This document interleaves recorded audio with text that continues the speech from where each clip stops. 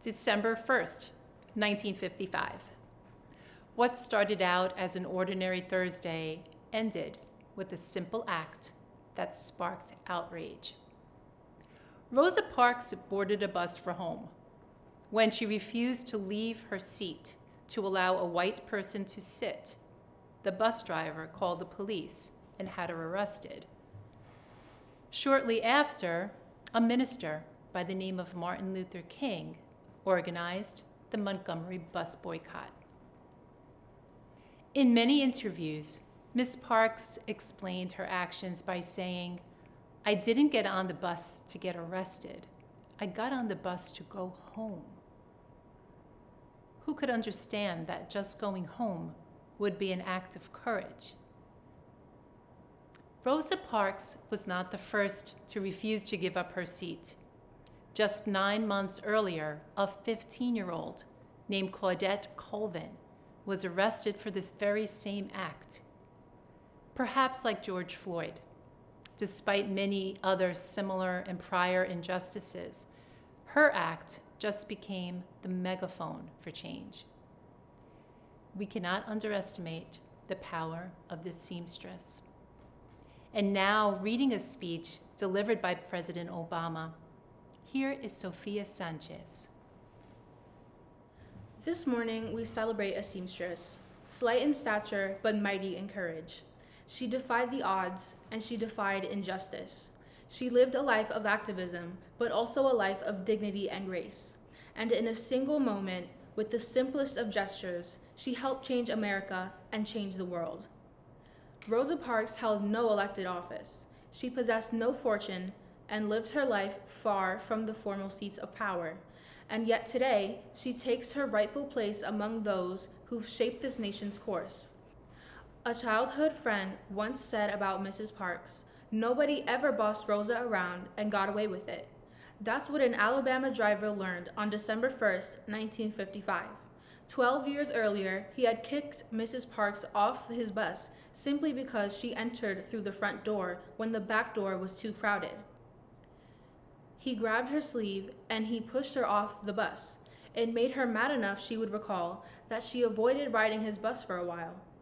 And when they met again that winter evening in 1955, Rosa Parks would not be pushed. When the driver got up from his seat to insist that she give up hers, she would not be pushed.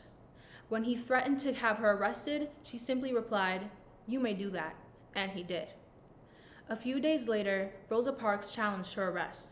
A little-known pastor, new to town and only 26 years old, stood with her, a man named Martin Luther King Jr.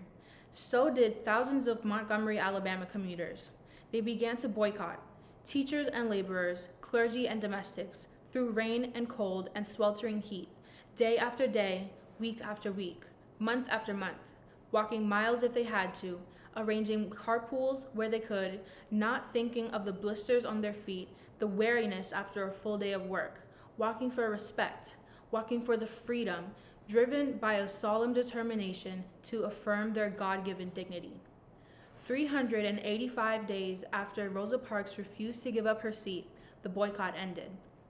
Black men and women and children reboarded the buses of Montgomery, newly desegregated, and sat in whatever seat happened to be open.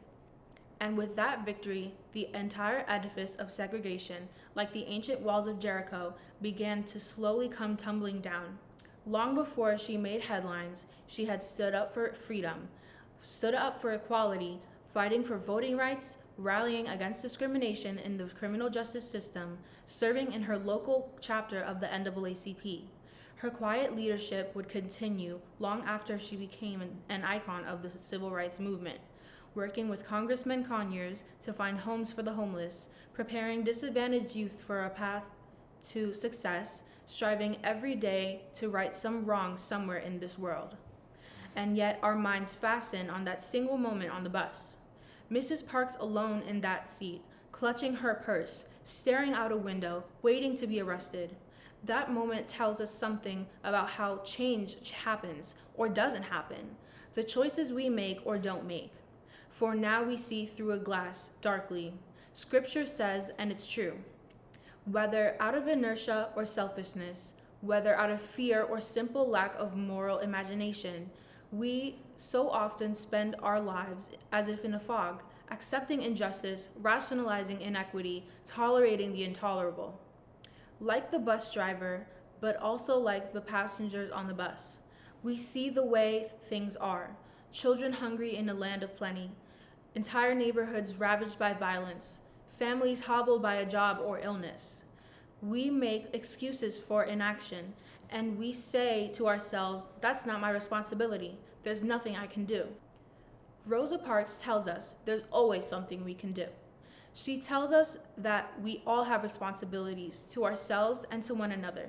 She reminds us that this is how change happens, not mainly through the exploits of the famous and the powerful, but through the countless acts of often anonymous courage and kindness and fellow feeling and responsibility that continually, stubbornly expand our conception of justice, our conception of what is possible.